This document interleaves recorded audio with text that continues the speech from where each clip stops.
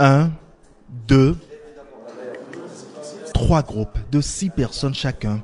C'est la formule trouvée ce jour par ce formateur de l'Organisation mondiale du tourisme pour faire assimiler à ses étudiants une des notions clés pour un guide de tourisme.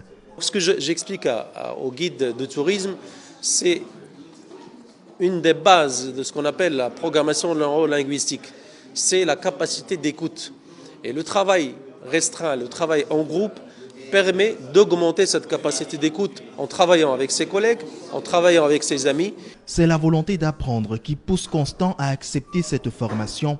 Ce guide de tourisme, depuis des dizaines d'années déjà, ne trouve pas en ces 7 semaines de formation une perte de temps. Et moi, je pensais qu'on nous mettrait à disposition des formateurs qui sont dans la théorie, mais dans le fait, c'est des gens qui sont vraiment des gens du domaine qui maîtrisent leur sujet.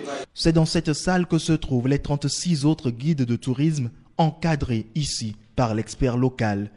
Le cours donné présente la vraie histoire sur les cultures endogènes pour un discours universel au sein des guides de tourisme. Aujourd'hui, je pense qu'avoir un discours universel par rapport à nos cultures endogènes est assez important. Sincèrement, j'ai appris des choses. Je vais vous assurer que après cette formation, vous allez écouter 50 guides, mais il y aura toujours un plus. Pour réussir le pari de cette formation, l'Organisation mondiale du tourisme vient en appui au Bénin. L'attrait est né de l'engagement du Bénin à faire du tourisme un secteur catalyseur de développement. Pour ce projet, nous avons déployé un expert international, mais aussi 2 experts nationaux qui vont parler de la culture, de la religion, de la richesse du Bénin. Il s'agit de renforcer, d'avoir un message cohérent dans tout le territoire national.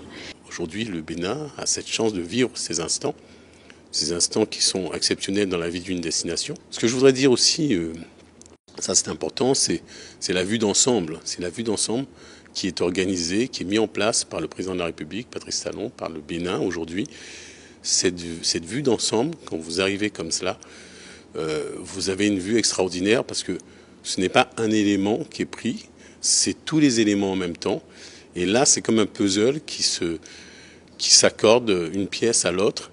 Et très honnêtement, c'est véritablement un travail remarquable.